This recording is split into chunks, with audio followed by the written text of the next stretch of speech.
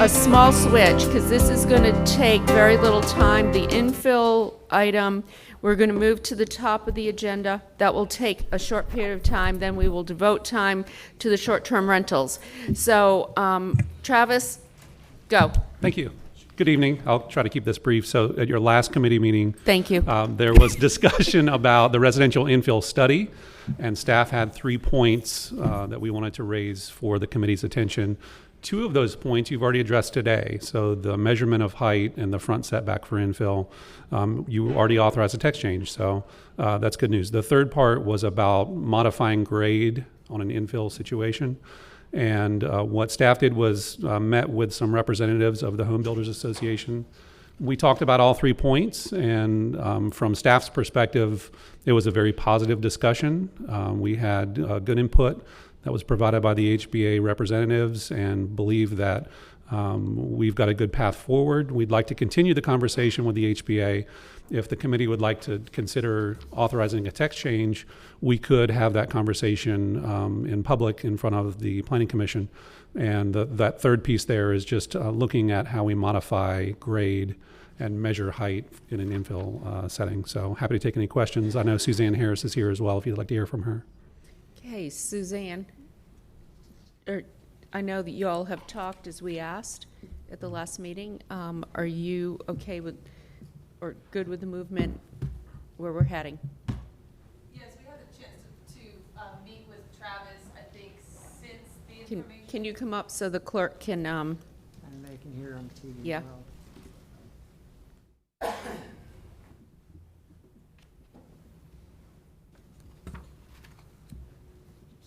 Sorry, I'm still used to it being in the middle. Could have gone the other way, it would have been faster.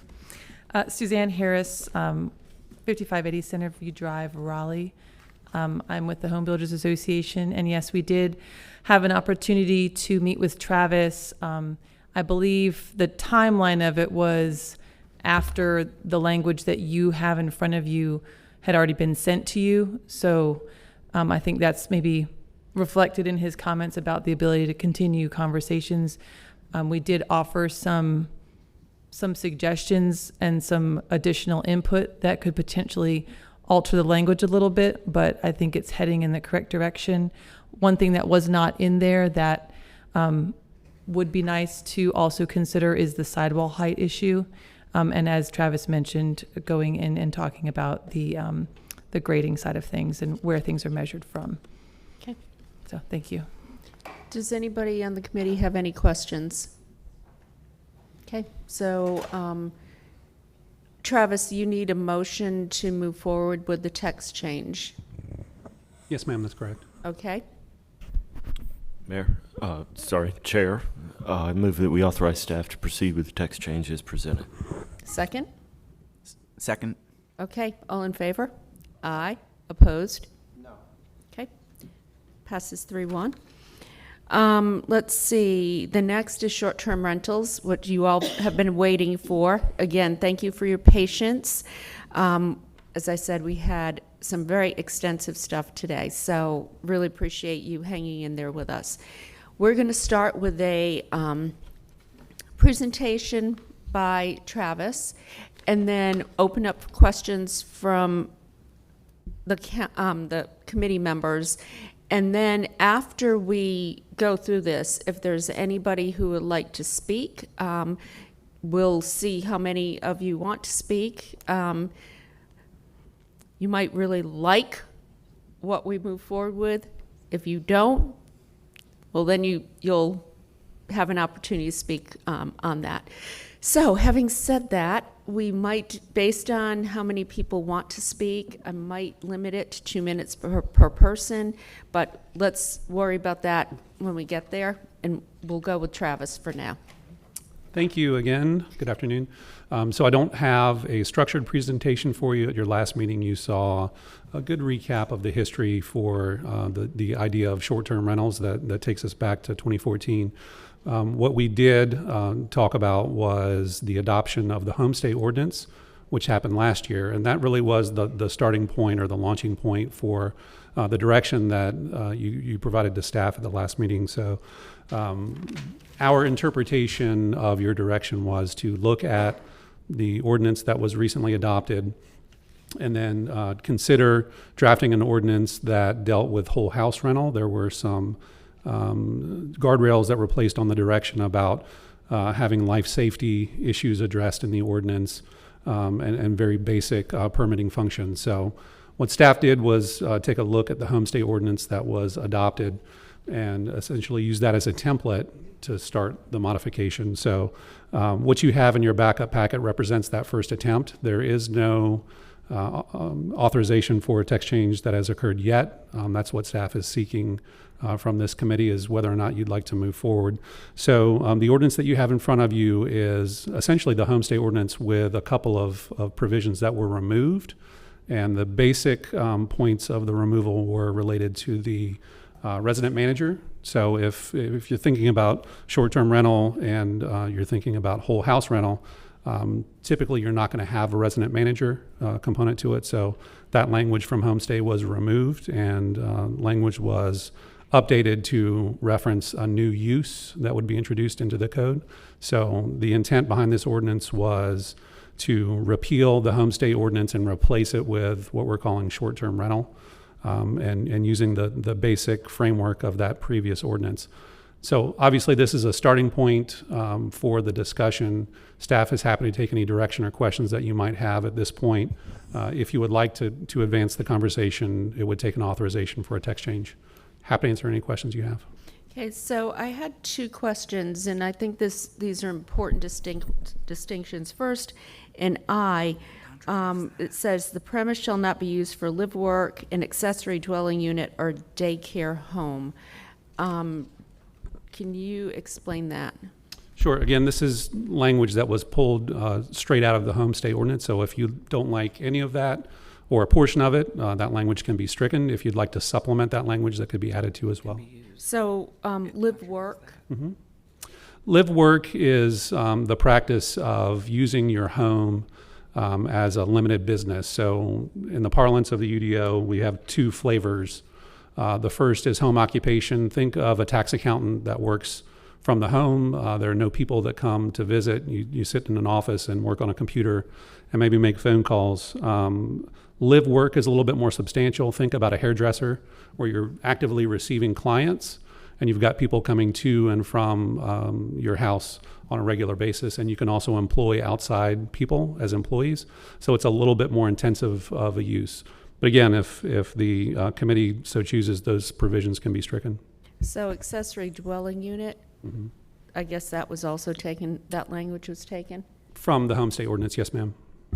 I'll say, I think just the original intent of it was, did you want to have, how much intensity do you want to have in the house? And then with the ADUs, the question was, did you want to reserve those for long-term renters?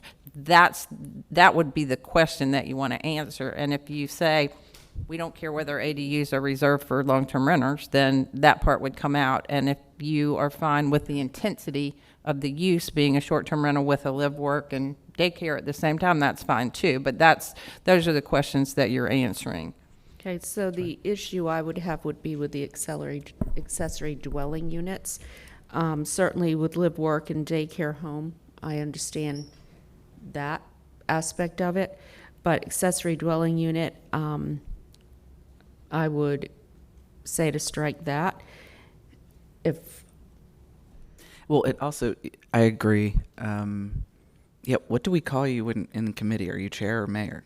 Mayor, chair, mayor? Notorious. There we go. Notorious chair. Okay.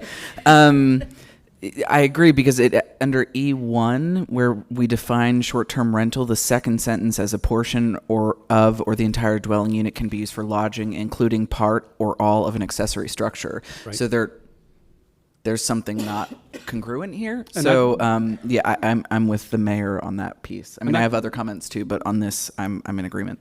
That's a good comment. So that's new language that was not contained in the homestay ordinance. So that was the addition of, if we're gonna, this is how you would propose defining short-term rental. That's correct. Okay. And it was the realization that a rental might happen in a detached garage or a detached structure that wasn't present before. Okay. So we need to Wasn't an rectify that. AD Oh, yeah, that Go ahead. wasn't an ADU. That's right. So that was a question that had come up was, can I rent my garage out if it's just got a bedroom and a That's right. bath? Or just has a bedroom? Does that, and Okay. so that was to clarify that. So they're kind of inconsistent, but not totally. Understood. Yep. Thank you. So, under this as well, people could rent out a full house or number of rooms in their house. Yes, ma'am, that's correct. Okay. The other question I have, and I'll open up to all of you, sorry, I don't mean to be hogging the questions here. I've just been working on this for 5 years. So, C, cooking facilities are not permitted in any bedroom, but whatnot. How does that apply, say, to ADUs or whatnot? Can I get some clarification on Sure. that language? That's a great question. So the original intent behind that language was for a partial rental that you wouldn't have separate cooking facilities within a bedroom.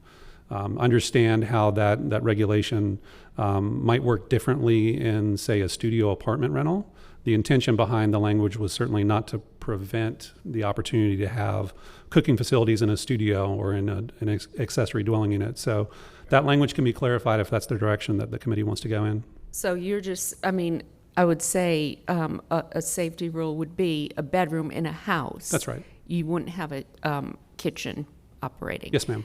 Could you just clarify, like, make sure that's clarified? Absolutely. Okay.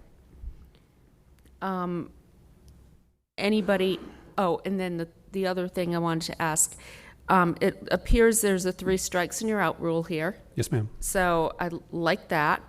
And then if you get to that 3rd strike, you can't apply for a permit for another 365 days. That's correct. Okay.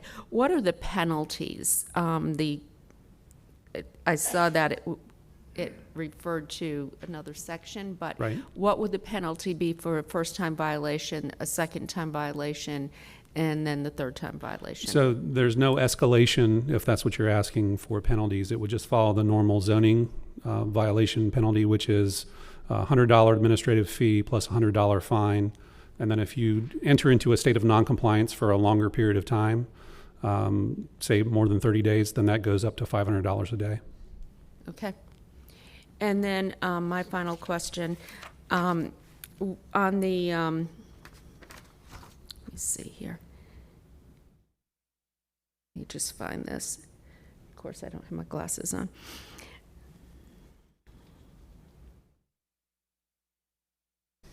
I have another question. I can't find it. I don't have my glasses with me. So, darn. Anyhow, so I'm going to open it up to you, and I'll try and find what I was trying to find. Oh, I know what it was. What is the fee for the permit? So this was carried over from the homestay ordinance, and again, it's something that can be changed. Section 4 states that the initial permit's $172, and then an annual renewal of $86. I know those sound like weird numbers. They were culled from our fee index, and again, that could be tied to a standard zoning permit fee or something like that. Well, we want something to cover administrative cost, but that seems a little, well, would it be possible to do something where if it's a full house rental, it's X amount Sure. versus you're renting a room? Yeah, it might be interesting to look at a scaled fee depending on the type of, the amount of rooms or something along those lines, kind of the. Well, it may be that, what did you say that was, 172? Yes, ma'am. Maybe that's for a full house, or, I don't know, or, but maybe it's $50 for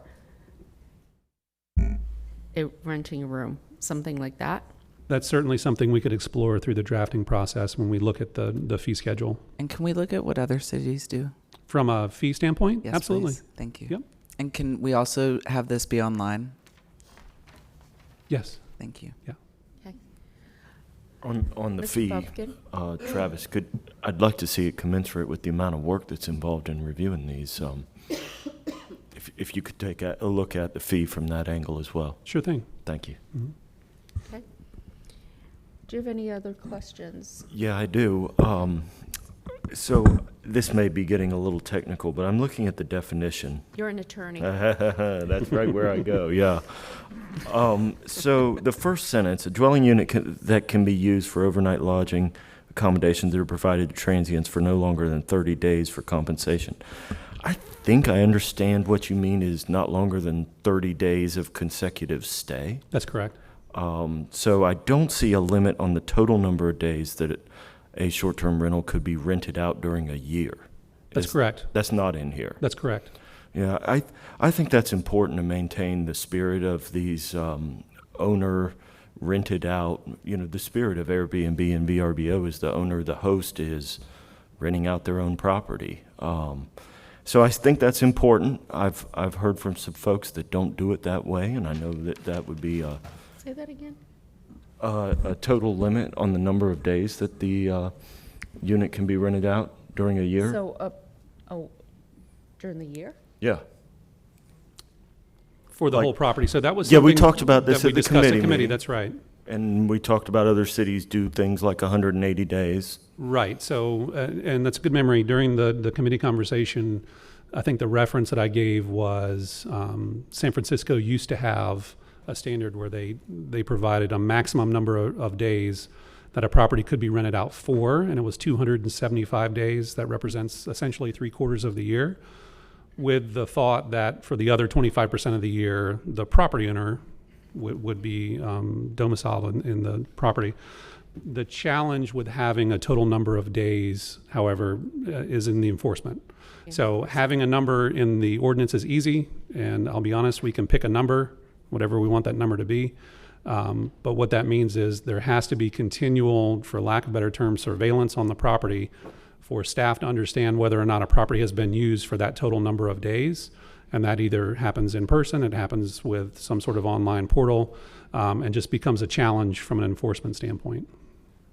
Well, wouldn't part of it be, don't we get some kind of information back from the permit holders about what they've done? I thought I saw something. remember. So there is a requirement for the short-term rental host to maintain a log of people Yeah. that stay. That's, in speaking with the attorney's office, that's not something that we can require them to produce for us without a warrant, because that's protected information. It's there in case we need to use it for law enforcement purposes. But if they agree to it in the permit, haven't they waived their, hasn't the permit, there I mean, have it's a been- condition of the permit. You're going to provide the city information about what you're doing. Well, there have been cases where if you require people, if you're the owner, to reveal their name, their address, all that kind of stuff, that you would need a warrant for it. I think you could probably say how many days you're rented for a year. You just don't you can't get the personal information. The reason that we ask them to keep it is because there might be a situation where there is probable cause to get that information.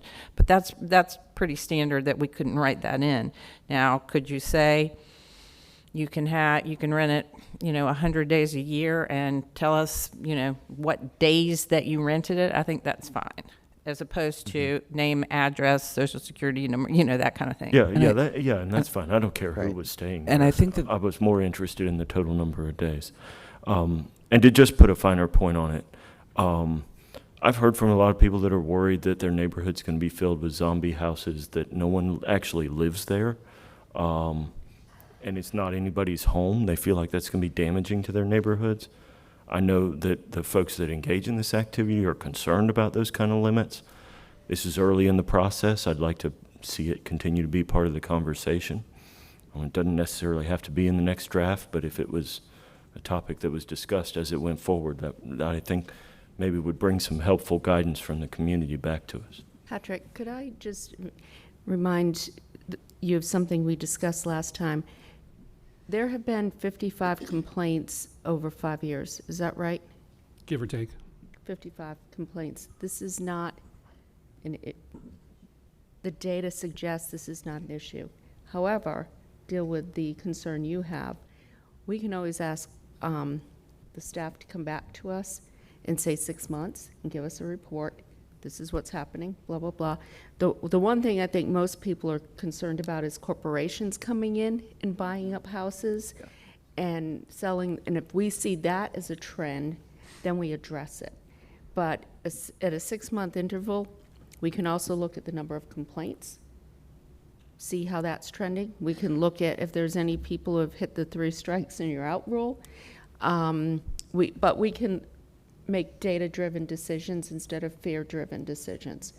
And that's what I would encourage us to do. If Well, I I'm may, willing if to- I may. Oh, pardon me. Can he finish, Councilor Cox, and Sure. then you? Well, I'm willing to stay flexible on it and give it a try. It'd be my preference to try it the other way first and then back up a little bit if we needed, but I'm willing to give it a shot. I would say one thing that's important, I think, is that the way it's set up is you do a yearly permit. So you don't have the non-conforming use forever. So, you know, if you wanted to change the rules after a year, then you could wipe the slate clean, if you will.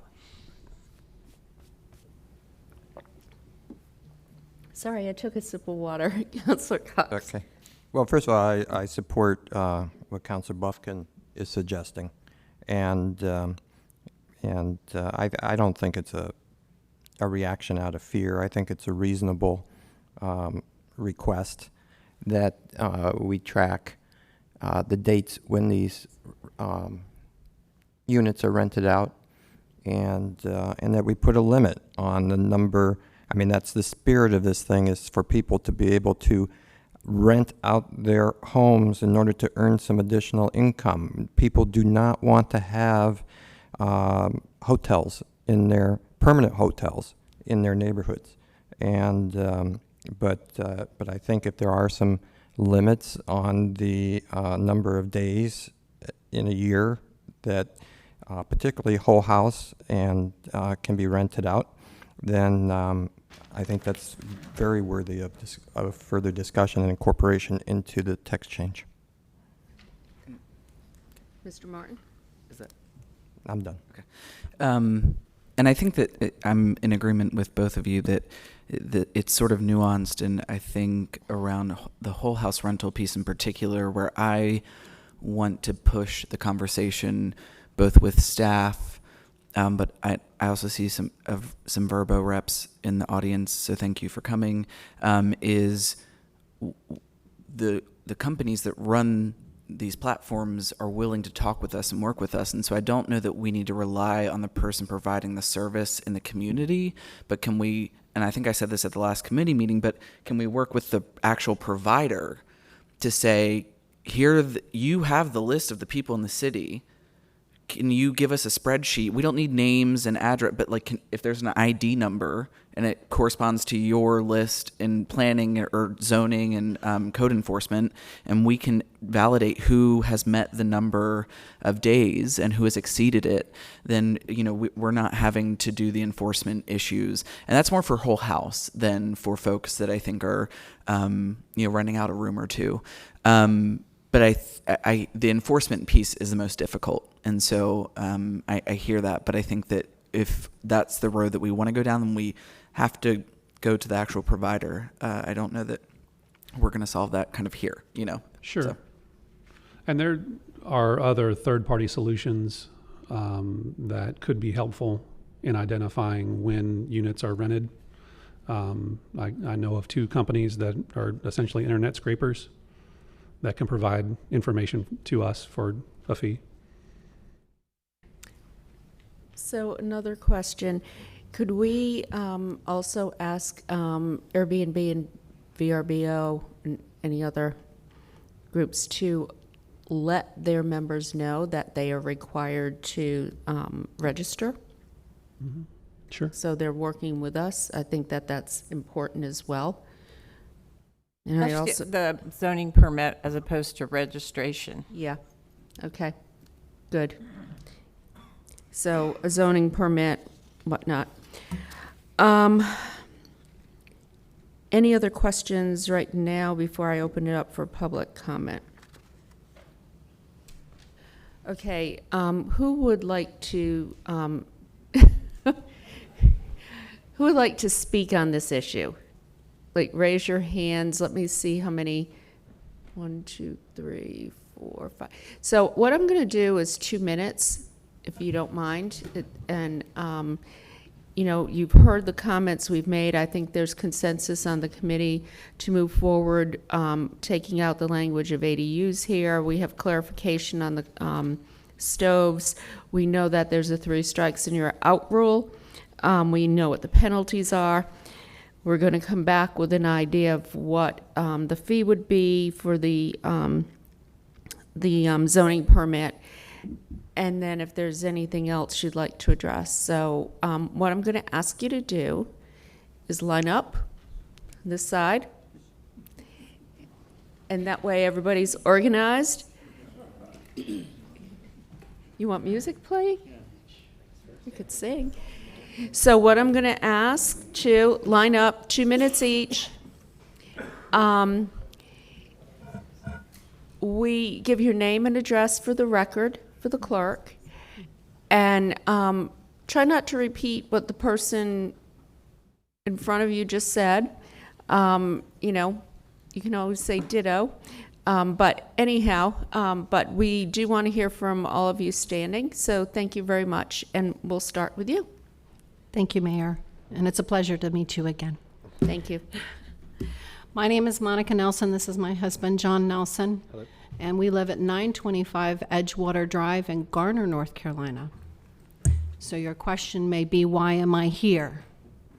And many of you Airbnb pros, Superhost as well, may be interested to know that on February 11th, we were the first Airbnb home to be granted a Wake County permit for operating our Airbnb.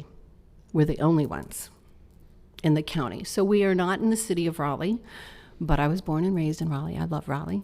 And I know that the UDO for Wake County is currently under revision as well, because on February 11th, even though we are a 5-bedroom entire home rental, and we actually live in the basement, a 1,200 square foot basement, to supplement my husband's income for a restaurant that we started 3 years ago on the border of Raleigh and Garner, minutes from here.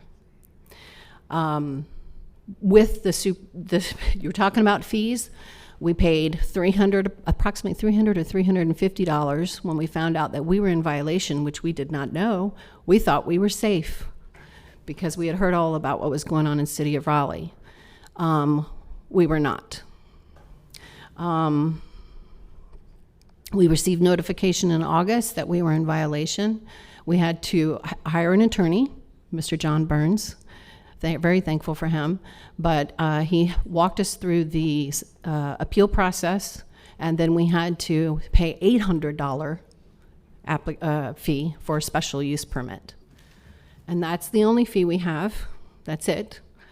And we were granted our permit, but unfortunately the current UDO language does not define an entire house, so we were restricted to 2 bedrooms, 4 baths. And you're working with the county on that? Yes. I know I'm up on my 2 minutes, but there's some things I'd like to see in the language of the change of the UDO. Okay, so what I'm going to do is add a minute, and then everybody else gets 3 minutes. Okay, thank you. Okay, hurry up. But please don't exceed the minute, all right? Yes, ma'am. So transient. Transient, I don't like the definition. I know it's been used in some cities like New York that like to send their homeless down to North Carolina. But the thing is, transient does not describe the people that came to my home. I have had families that came for weddings, graduations. They were able to spend time together in the home. So transient is not a proper definition to describe my Airbnb property. I even had FBI agents come and stay. Zoning, one-time fee. That's what we have. Gatherings. I'm now terrified to have any guest at my home because, like the zoning or the planning office suggested, 24-hour surveillance. Unfortunately, the cop across the street that's a Raleigh PD officer does have my home under 24-hour surveillance. After obtaining our permit on February the 11th, he called the cops on me 2 days later during the rainstorm when my dog got away. So now I already have 1 violation. Okay, Thank you. thank you. Thank you to the council for the opportunity to speak today. My name is Joe Kessler. I live at 315 Bledsoe Avenue, 27601. I know it's been a long day for everybody. I'll keep my remarks brief. I'm here as a homeowner in Raleigh, an Airbnb aspiring host. I want to speak briefly on an aspect of short-term rental, which I think is frequently overlooked.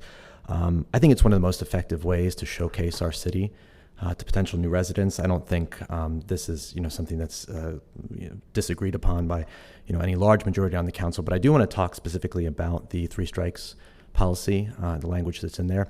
It's very broad as it currently exists, and if we're talking about a situation where you could have a person who is a resident of the home for, say, 180 days out of the year, and they're renting it for the other 180 days. It's not clear to me that, and maybe following up briefly on what the other speaker said, that a violation unrelated to the rental of the home, for example, by some of the neighbors that might not be super thrilled to have an Airbnb, whether or not there have been problems, Mayor, as you pointed out, there really haven't been by the data, but somebody who doesn't like the idea of folks that they don't know staying in the home next to them, could they, for example, file a complaint for an escaped dog, for something not related to the rental of the property that then ends up as a code violation?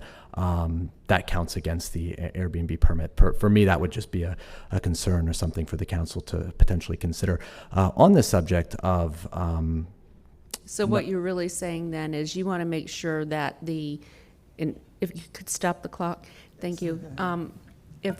What you're really saying then is you want to make sure that the violation cited actually relates to the guest. So in other words, if there's a noise complaint, if there's disruption, if somebody's holding a party, as opposed to somebody's dog escapes.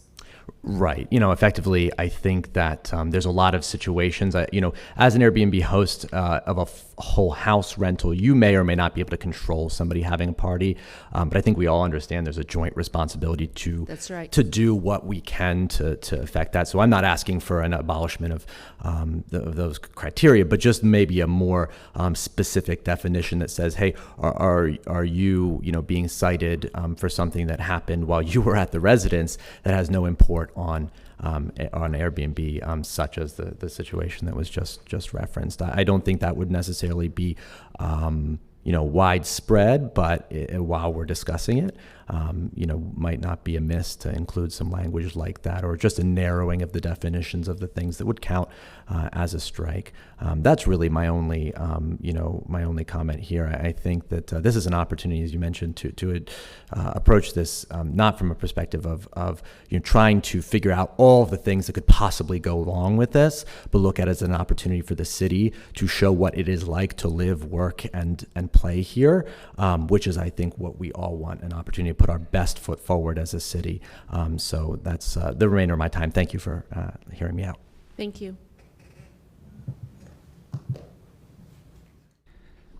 Hi, my name is Justice Peters, and I live at 1318 Lorimer Road in District D. And I purchased the property in 2003 and have lived there pretty much the whole time since then, except in 2019 when my life took me on some long travels with an unknown end date, and wanting to be able to return to Raleigh when I finished, I covered my mortgage by renting my whole house on Airbnb.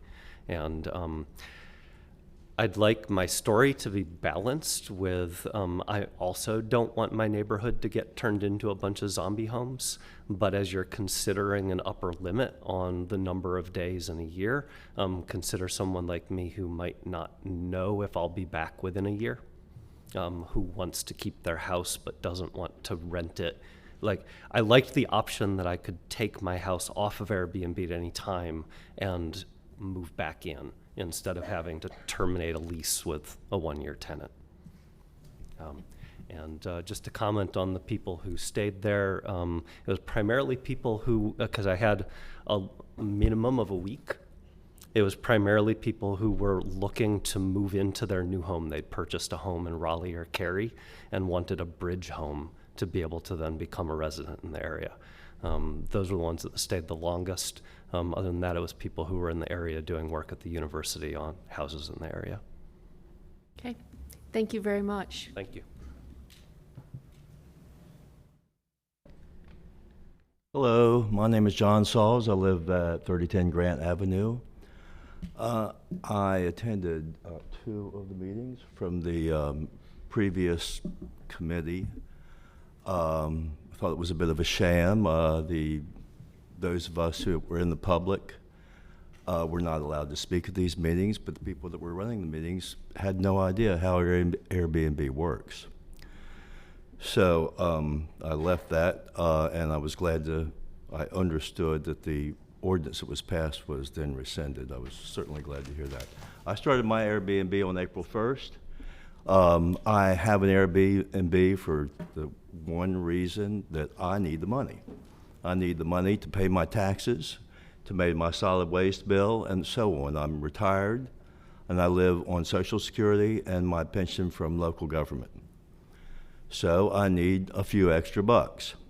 Now, it just happens to have turned out that my clients have become, and guests have become more long-term, and that's working, that's very nice. My price structure encourages that.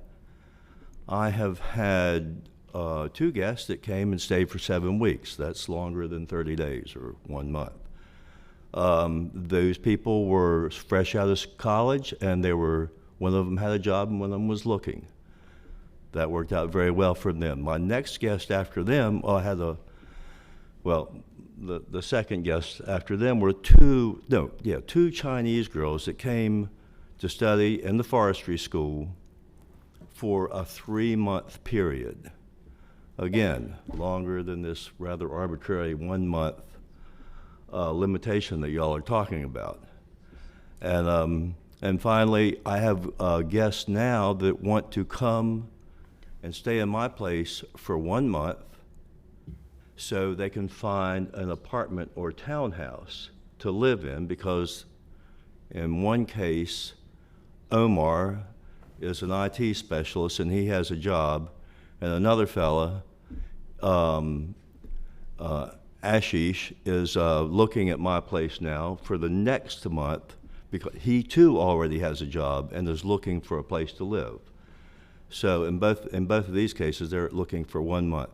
I think, and that obviously makes it clear that I have an objection to a 1 month limitation. I don't see any reason for it. I think we've gotten down in the weeds on this whole Airbnb thing and short-term rentals. There should be just 2 issues here, possibly 3, but I'm going to talk about the first 2. The first one should be that the city interferes with a homeowner's. I want 1 more minute. I'm sorry, your time is up. I do have a Could the question for city this. attorney- If I'm, They have a question, so if you can just bear with us for a Yeah. second. Could sir, the city attorney clarify that if you have a stay longer than 30 days, that it's perfectly legal? Yes, that's just a long-term rental. The idea of the 30 days or less is it becomes like a lodging as opposed to just renting your house. So if it's past 30 days, it's just considered a residential long-term lease. So this isn't limiting your ability to rent it over 30 days. You can do that. This only applies to the regulations only apply to the shorter term. So there are no restrictions on that. It's the same as any other rental property. I think there's only 2 issues. One of them is that the property owner should not be interfered with. And the second one is that Airbnb should not contribute to the homeless problem or the lack of home affordability. Right. So you snuck in your. Yes, your I other did. comment. that was very good. I caught that, that was a sly move, but I got you. Before you go, could I ask you a question, sir? Are you doing whole house, or you're living in the house while you rent out? I live in the house, and I Thank think you. that's the way it should be. Thanks. I appreciate that clarification. Not cutting in line, someone was nice enough to hold my spot for me, but Eric Braun, 3316 Rock Creek Drive. as most of you know, I was on the Planning Commission for 6 years, and this came before us. The only thing, in doing research when we were talking about it, I'm just raising two issues. I'm not opposed to it.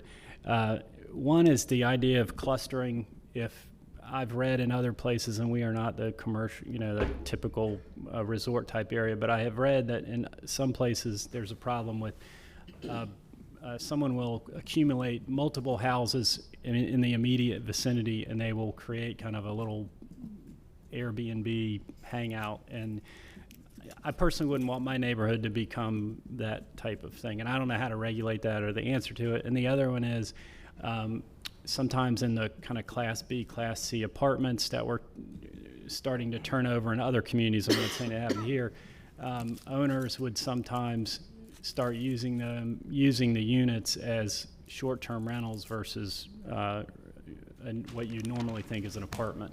And so I just raise those two issues as things to potentially consider. I don't know the answer to them, but I think they have become problems in other parts of the country. So thank you, appreciate it. Eric, what was the second part of that again? In apartments that are kind of waiting to turn over, the owners may start to use them. You can't get decent long-term tenants, and so they will begin to use them as short-term rentals, hoping that at some point they can renovate, rehab them, tear them down, rebuild them, and so they become kind of a short-term rental cluster, and so. Yep. Okay. Thank you. So with your first comment, the reason we would have a review in 6 months and then 1 year is to look at exactly that. Is somebody coming in, buying up property, whatnot? Because we can always go in and limit the number of permits that somebody could have. I don't know that we have an issue at this point in time with that, because we're not Asheville, we're not New Orleans. Sure. We're not that tourist type town. But that would be, the reviews would help us determine, like I said, data-driven decisions that we can and then respond to. Sure, and I appreciate that. The other thing chasing that is then they put them in different ownerships, and I know the city attorney probably has dealt with every kind of permutation of that, but I just raise it as an issue that I've seen in other places when I was researching it. Thank you. Thank you. And to that point, it might be interesting that in between that 6 year and 1 year mark, as staff is 6 months. 6 year. The crowd got excited. The 6 month and 1 year mark, that if folks that receive receiving the I'm not going to say the right word now. Not the application permit. Thank you. If they start to see a trend in a given area, that perhaps there's a cap that, okay, if there are 3 or 4 homes in a given that they can start flagging those sorts of things and bringing them forward more proactively. Yes. That might be something that we want to ask staff to look at what that mechanism could look like, so that we're alerted on the front end, so that by the time we get to the 6 month mark, we're not like, how did that entire street get on board before we had the opportunity? So, yeah. Thank you. Hi. I was checking my timer. Oh, I guess that hasn't second, started sorry. yet. Oh, I'm sorry, you just have 1 minute. No, that's all right. I'm used to appellate arguments and the clock starting when I get up. My name is Ben Greenberg. I live at 500 John Haywood Way, and I do a home share. And so one thing that I was hoping I could get would be some clarification in the form of a legal memo in terms of how this regulation is going to comply with Senate Bill 483, affecting the Vacation Rental Act. I noticed the city attorney politely corrected you when you were using some terms what we're really discussing in terms of registration. Zoning permit. Yeah, it's a zoning permit. So we're basically calling it something that it's not, when I think we're looking to try to skirt what the General Assembly has tried to tell us, that we don't want patchwork regulations for Airbnb. And so there's going to be litigation on that. And so I would like to have some type of legal memo sort of suggesting why I shouldn't sue, basically, is what I would like on the front end of going there. And then on the other end, I think if there's going to be some type of permitting or use regulation, I feel like home sharing needs to be severed from whole house. I just don't think you can regulate them both the same way and truly make sense, specifically to the point about a total maximum number of days in terms of utilizing a house and moving out of the house. I live there 365 days out of the year, and it feels funny for someone to tell me, who and why I can share that place with. And so it's not going to be a zombified house because I'm living there the entire time. And for my neighbors, maybe they just don't like that I have transient friends that love Raleigh and want to come visit all the time. How are they going to differentiate that between me having to make some money from people going to a wedding at Merriman Wynn? And so I just don't think it makes a lot of sense to have that. And then something that came up that was interesting about the 30 days, if you're asking Airbnb for that information when you're trying to calculate the maximum number of days, if I have a 35-day rental that happens to be on platform, it sounds like what you're saying is you won't be counting that against me in terms of my number of days because that's just a regular tenancy, but you're going to be asking Airbnb for that information. So how are you going to be able to differentiate that from a regulatory standpoint? Because Airbnb is just going to say, he was rented for 35 days when it sounds like what you're saying is that 35 days will be separate and unregulated.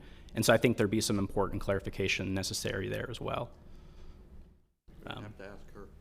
Yeah, I would love to. I understand we're attacking it from a zoning standpoint. Well, I can tell you 483 has nothing to do with the regulation of zoning short-term rentals, and that's been clarified in a subsequent bill, which is 160D, and it actually is being litigated now, and it's at the Court of Appeals. So that's a separate safety housing code issue. As far as what's counting, if you don't have a certain number of days, it's not really a problem. You don't go into the short-term rental ordinance if you're renting for 35 days. You would get your zoning permit, which is required for any land use, and that would authorize you to rent it less than 30 days. But whatever you did more than 30 days, the city doesn't have any issue with. And I understand that, but I believe Councilman Martin suggested getting that information from the platform. The platform's going to tell you that I was rented for those 35 days, even if it was one period. And so I think that could create some confusion for the group in terms of how to regulate that. Does that make sense what I'm saying? Because if you're asking them, they're not going to say, oh, well, this one was 35 days. They're just, well, number one, they're probably not going to give you the information in the first place unless you get a warrant. I don't know the answer to that. And then the final point that I wanted to make was with respect to keeping the list for 3 years. If you're keeping that information for some type of criminal activity, it seems the best source to be going after for that information would be the actual platform itself with a proper warrant, as opposed to putting an unnecessary burden, in my opinion, on the homeowner, because then we're keeping a ledger of people that stay when most of the apps and services don't really allow us to go that far back in terms of our information. So I think that's an unnecessary burden on the homeowner. Thank you, guys. Thank you. Hi, Steph Mendel, 3225 Oak Grove Circle. I have two main concerns about the whole house rentals. One is the idea that people, companies, whatever, investors will come in and will buy up a lot of homes. And that doesn't only just lead to zombie houses, it means that houses are then taken off the market. We know we have a housing shortage in Raleigh, especially of affordable housing. And affordable can mean a lot of different things, but a lot of the houses that are being bought up and rented out as whole house are what you might consider affordable, either for somebody to rent or for somebody to buy. And I think taking that housing stock off the market is not a good idea. I don't think that serves the citizens of Raleigh well. I actually share Eric's concern about enclaves of zombie houses and the general concern that, you know, zoning is about predictability. And if I buy a house in a residential neighborhood, I want to assume, I assume that residential activities are going to be happening there, not commercial activities. We do allow short-term rentals of whole houses in a lot of mixed-use districts, and I think the answer is let people who want to rent out whole houses, let them buy those whole houses in mixed-use districts, and then we don't have a problem. It doesn't hurt the neighbors. So anyway, those are my two big concerns: taking housing stock off the market for people who want to live in Raleigh full-time, and you know, turning residential neighborhoods into commercial zones. Thank you. Thank you. Travis, do we have any idea how many whole house rentals there are in?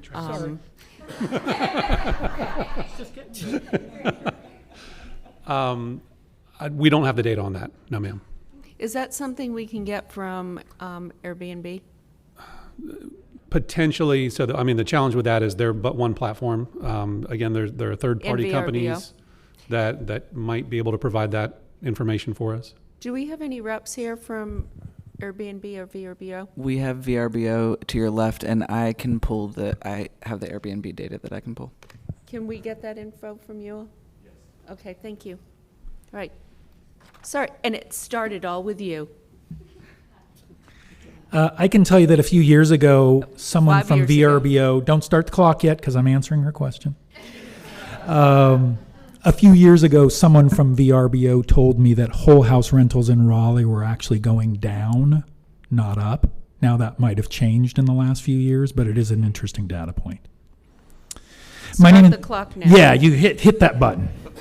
My name is Greg Stebbin. I live at 1803 White Oak Road. I guess I'm Raleigh's original short-term rental renegade. I was the first person to be cited. I have fought like hell against the city over regulating this. I had a partner in crime sitting over there. She's now the mayor. On December 2nd, 2014, so you can count the years, I was quoted in the News and Observer as making the point that this really is not about beds. It's about business. It's about growth. It's about bringing people here, and we've been very successful at that. You've heard a lot of people say a lot of the guests that they have are people who are moving here, and this is a great way for them to come to Raleigh and make the transition to living here and becoming more great neighbors. And I think we should never lose sight of that, particularly with whole house rentals. We should also never lose sight of the fact that there are some people who are renting their house as a whole house rental when, for instance, they travel for business and things. Someone mentioned that they rented their house as a whole house rental and that covered their mortgage. I rent one room in my house and it covers my mortgage. It's not a whole house rental. I rent one room in my house and it covers my mortgage. And I'm bringing that up for a very important point. Because when you talk about affordable housing, sometimes the most affordable house is the house you're already in. And I think we should be looking at parts of Raleigh and saying, how can we actually help people do short-term rentals so they don't get pushed out of their houses, so they don't get gentrified? That's one of the ways we should be thinking about Airbnb and VRBO. We're actually not villains. These platforms are not threats. They're business opportunities for us. And we should at least look at them that way and see how we can leverage them to our benefit instead of overregulating them. Hey, Last thing- folks, could we cut out the clapping, please? Thank you. The last thing I want to say is that this issue has been debated by committees, the Planning Commission, the Text Change Committee, the Council for almost 5.5 years. Could I suggest to you as a committee and then to the Council that you put a deadline for yourself in place, and if you don't get this resolved by that deadline, it goes back either to the existing task force or you create a new one, because it's hard to resolve something like this in a few hour-long meetings. It's hard and it's complicated, and we have 5.5 years of lack of success to show for that.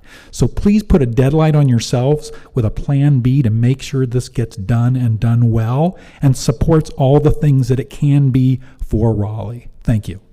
Thank you, Greg. Troublemaker. Hi, I'm Michael Edebly. Midge Hunt and I run Airbnbs. We live at 1570 Atria Circle. So I'd like to say thank you. So the last council was not listening to us, and they got voted out. And the Airbnb forum here heard from all of you people running for election, and we were interested in understanding your position. Clearly, the last council tried to come up with a solution where there wasn't a problem. Now, I think you folks understand that and are listening. So, as you've said, very little problems. You know, we're not here to hurt the community. We're here to be ambassadors. Everyone here feels like they're helping Raleigh. So we appreciate your listening to us and looking to do things that are reasonable, as opposed to in the past where things were just done that appeared to be unreasonable. So we don't favor more enforcement where none is needed. We don't favor caps where none is needed. Really appreciate the, let's take a look at 6 months in a year and see what we've got in place and if there's a problem. And if there's a problem, put a solution in place. But as Greg and others said, this is working. It's not working from a council standpoint, but it's working from a community standpoint for most people. So again, thank you for listening to us and coming up with some reasonable proposals. And we hope that you are less obtrusive and more understanding of the folks in this room that are trying to be ambassadors and make Raleigh a great place. So thank you. Thank you very much.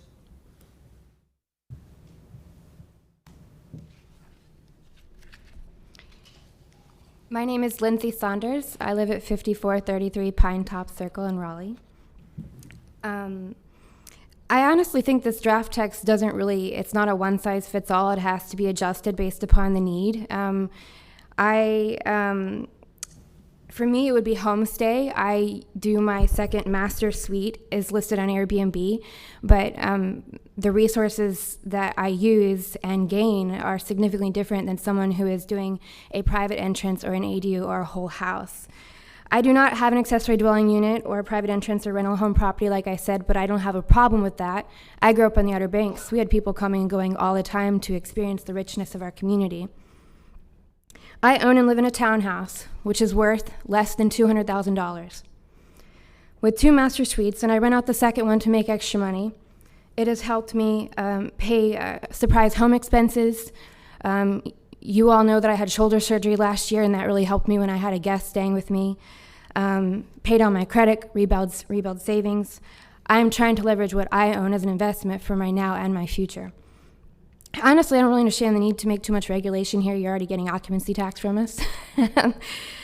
You already take money from me in the form of occupancy tax. Airbnb collects it, remits its for us, done. My neighbors use their second bedrooms for businesses too. One lady tutors science and math. Another one does music lessons. Her guests park all over the place. And another lady hosts dogs overnight, and I don't care. It's her place. They're respectful. We're responsible. I like her. You would like her. I'm not like that, though. I do offer self-check-in, although 9 times out of 10 I'm there to greet people. I set the expectation somewhere around the house. They are my guests and friends for the next few days as long as they stay with me. I made about $5,000 last year off Airbnb. So a $170 permit is a lot based upon how much I'm making. It's kind of been slow for me to start off the year. And also, Section 4 says any resident of the facility, resident manager of the facility. It's not a facility, it's my home. I sat at my dinner table last night talking to my current guest. She came to the U.S. from India to attain her graduate degree at NC State, and she is now getting professional experience at a tech company. She's staying with me for 2 weeks while she's in between leases. And that 2 weeks is almost enough to cover half my mortgage. She told me that she likes Airbnb. We're sitting there at the table last night. I'm reading the news. She's eating dinner. And she says, I told her I'm coming to this meeting tonight. And she says she likes it because it's homier. And she knows the hosts care about the quality of care and the service they provide. I have hosted a Senate page for the General Assembly, the daughter of a single mom, a documentary filmmaker who was originally from North Carolina but came from California to document my 3 winners' story. Oh, well, there's it. So, thank you for listening. Thank you very much. Hi. Hi. Rob Buckland, 5443 Brandy Bay. We have 2 whole home short-term rentals. We would like there to not be a limit on the number of rental nights. This is not just to make us a little extra money. This is our retirement investment that we put together. Limiting the number of nights would hurt us in paying our bills and the mortgage on our 2 properties. Somebody had mentioned that whole house causes a lot of complaints. But I think you need to realize there are a lot of short-term owners who have helped raise the property values and help their neighbors. We meet and greet every single guest, and these are mostly families visiting Raleigh for numerous reasons. Many of them are wanting to find out if they want to move here. So if you would like to see a 5-star short-term rental and meet our neighbors that are very happy with what we're doing, we can easily arrange that. Thank you. Thank you. Hi, my name is Caroline Kozar. I live at 2000 Traviana Court in Raleigh. So I have a question about the text, and I know it's still the first revision. It's not set in stone yet, but it says that once the text is approved, it's going to have 5 dates to be effective. And so I wanted to see how long the permit process was going to take. If it's going to take 6 months to get a permit, but it's enforced after 5 days, that doesn't make a lot of sense to me. I don't want to get in trouble when I'm actively trying to do the right thing. So I just had do y'all have an idea of how long a permit will take? Why don't we address that after? Okay. Okay. And then, I don't know, this is just an idea, if there's any way that y'all could have conversations with any of the big HOA companies.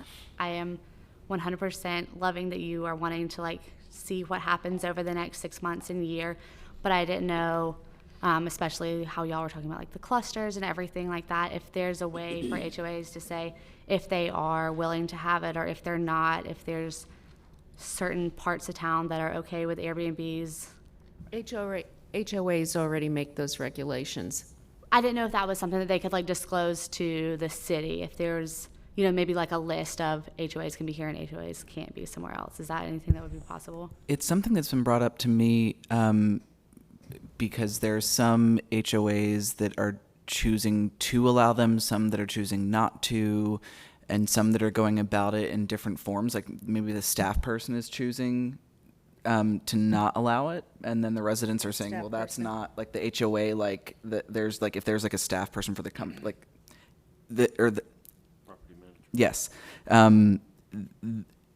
What I'm trying to say is there are different things happening at the HOA level, and I think it is interesting what you're saying to provide potentially a listing of folks that are opting in and opting out. I don't know what that would look like, but it's worth the conversation as we move forward. I've had a number of people.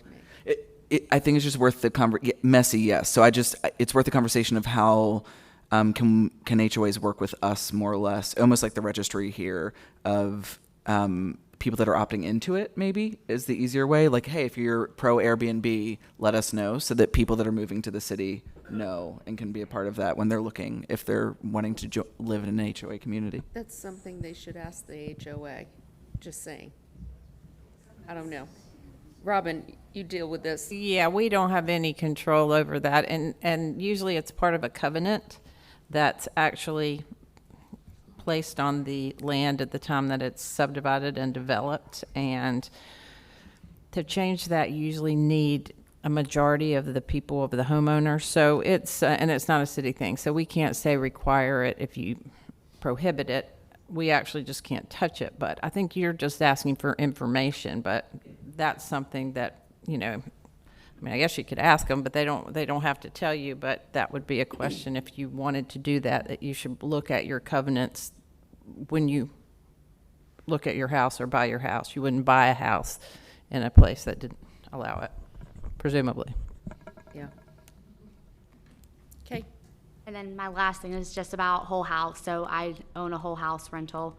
I think there's something to be said for you could have I know a lot of people are scared about like bad short-term rentals, but you could have a terrible person for a whole year beside you, or you could have a terrible person and I could get one of my 3 strikes. So I think that the 3-strike rule I think is okay based on what people said earlier. It needs to have like more definition to that instead of being so broad. But I'm in favor of whole house and doing like the 6 month or 1 year without a cap on the days. Thank you. Hi. Hi. My name's Dawn Burt. I live at 212 Pogue Street. That's in the University Park neighborhood. And we have a whole house rental as well. Have started it in 2016, and neighbors are very happy with it because our neighborhood is quite mixed. It's lovely, all kinds of ages, college students. And what often happens with small homes, if they do get sold, they're either bought by someone who's going to rent to college students. Again, you're going to have people coming and going. They don't keep up the place, don't keep up the yard, and it just gets, often it gets trashy, not to say anything about the students. It's just the homeowners who aren't really keeping it up. The other thing that happens is that they get bought and then a huge three-story structure goes up and all the trees get cut down on the property. Whereas we've maintained that, it's lovely, it's a great place for people who do need to come, and I also want to oppose the 30-day limit. We had, for instance, people from Australia. The gentleman was doing work with Google, and he was able to bring his family and children, and they were able to enjoy the city for 6 weeks instead of a hotel would have been pretty uncomfortable with kids, or either he would have just not been able to bring them. So I want to speak for extending that 30 days, not being quite so restrictive there. And also the language of transients, I think, is really insulting to visitors who are coming to Raleigh. It's insulting to anyone, really, but that point. And I think that's all I wanted to say. Okay, thank you so much. Thank you. Hello, I'm Khalil D. Thomas, brand new to Airbnb. I live at 6821 Lardane Road in Raleigh, 27613. And I just wanted to really quick make a couple points. One, the reason we decided to turn our full house rental into an Airbnb is that it's a really beautiful, really well-maintained little tiny home in a quiet neighborhood. And I have had renters in the past who have destroyed homes. With an Airbnb, this way I can be personally in and out of it all the time and make sure that it's being well maintained and not running into any disrepair. I communicate with my neighbors, and I just want to put it out there that I think most of us are very conscientious members of the community. We're doing this as a side to our income, and we are a part of the community. We're not some big business coming in to, run roughshod over the community. I can also say I'm a realtor, and as a realtor, I see a lot of these, I call them big box flippers, coming into our communities, who are, Zillow and all of these places that come in and give folks very low price for the purchase of their home in exchange for the convenience of it. They're taking a lot of equity out of our communities, and that equity is going away to other places in the country. Those homeowners are then not having that equity to reinvest in our communities. I would just like to consider that this committee consider maybe putting some kind of limits on the big companies that are coming into the communities, not necessarily on us little people that are a member parts of the community ourselves, and trying to really maintain the standards. So that's all. Thank you. Okay, we all talked out? Oh no, you sit down. I got your number.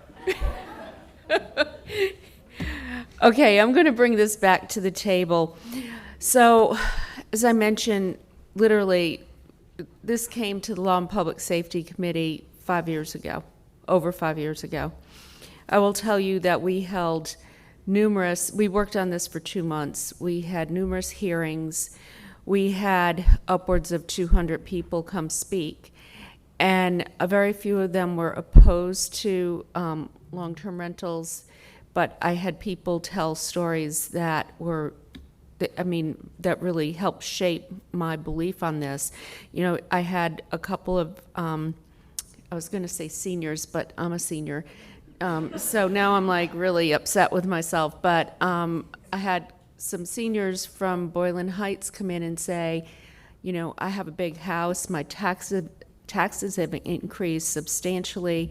We started doing Airbnb, and we can now afford to pay our taxes.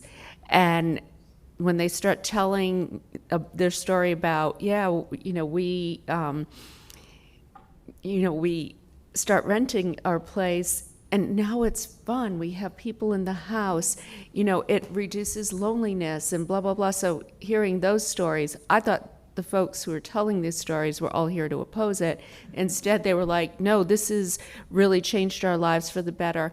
We had one woman come and talk about she was in an accident and disabled, and said she wouldn't have been able to keep her home if she didn't have Airbnb income to fall back on. We had another gentleman who said that he would rent out his full house, but he had a basement apartment. And so he would stay in the basement apartment or vice versa. And he talked about how that was the way he was able to afford to even buy the house.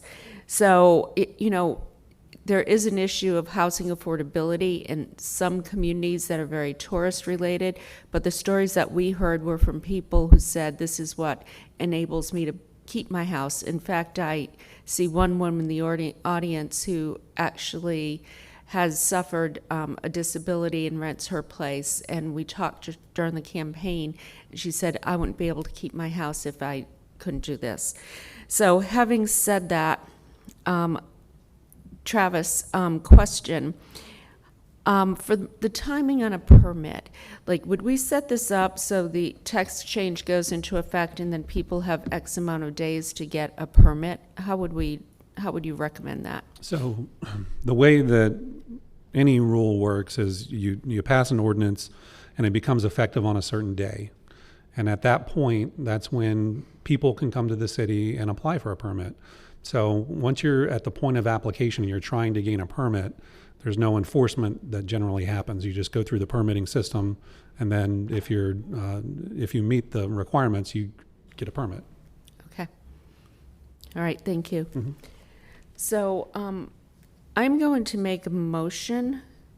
Travis, are you looking for a motion to move forward with a text change, or do you want some specific changes? There's some specific changes I want to see. So it would be helpful to hear the specific changes. Okay. All right. So the first one would be to repeal the homestay regulations and replace with the short-term rentals that you have outlined.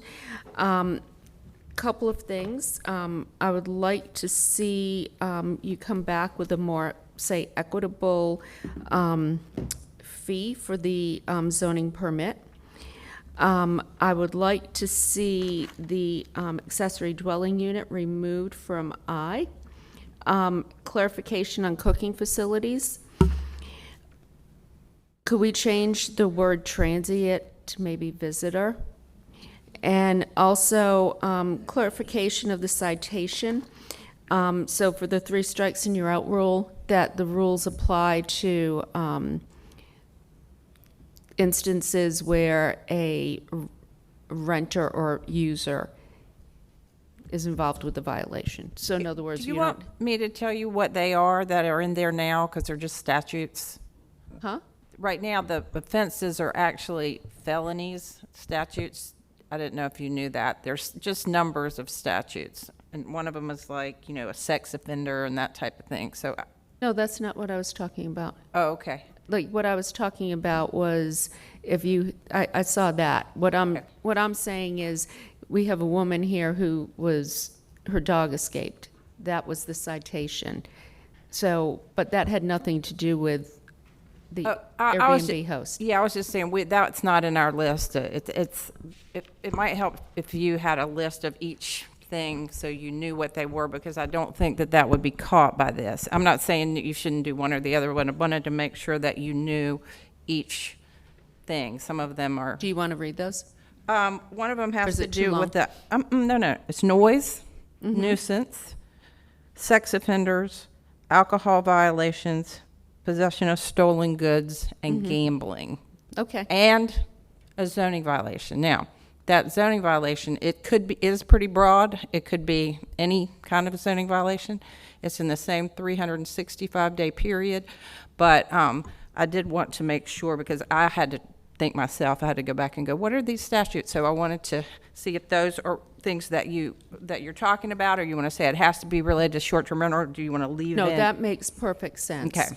Then somebody isn't being cited for something unreasonable.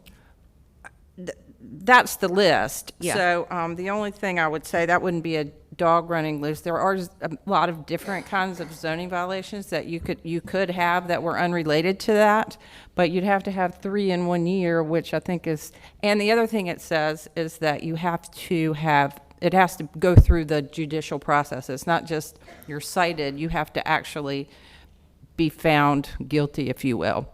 So those are the things that are in there right now. Okay, I get it. All right, then never mind the clarification of the citation.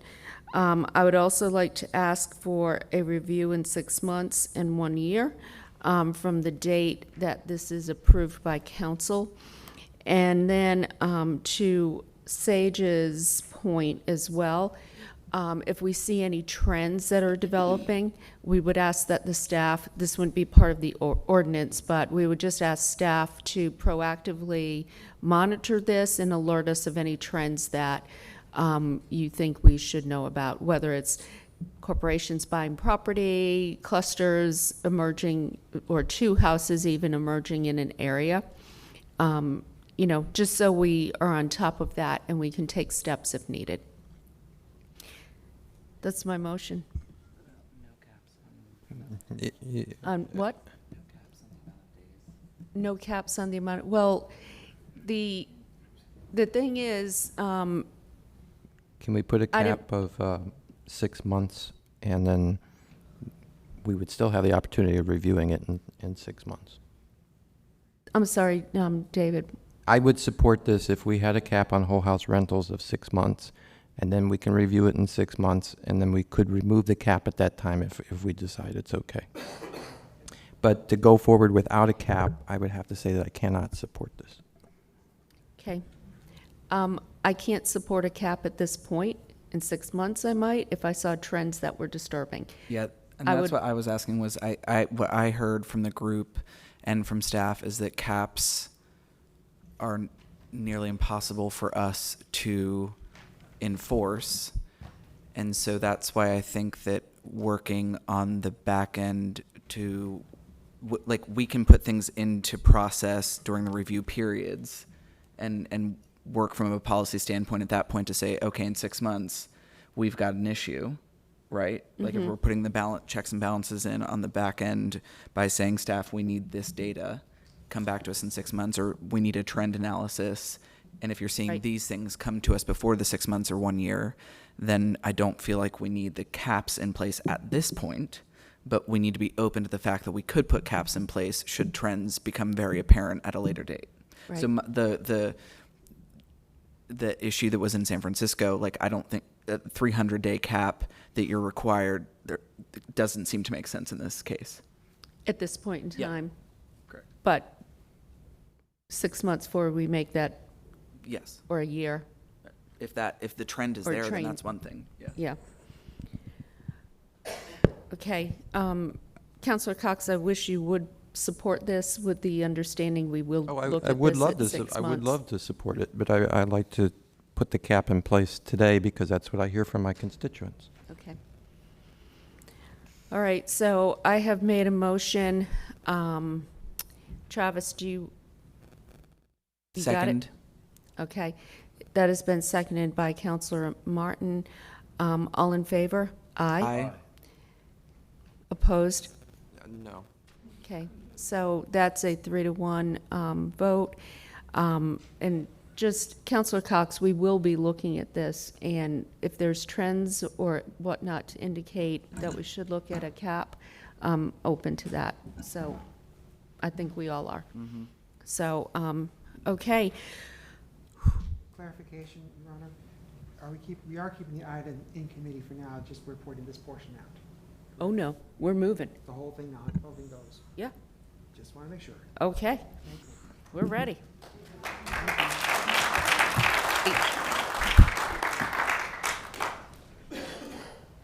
No applause, but thank you. I know this has been a long haul, everybody. Greg. 5.5 years later. Yeah. Fair. Thank you, everybody. Do we have any idea when our next meeting is going to be? Oh, I do not. It will be, our next meeting will be in March. You have a hard stop. Yeah. Right.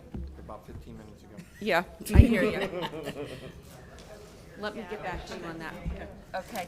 Everybody, thank you. Meeting is adjourned. Be safe.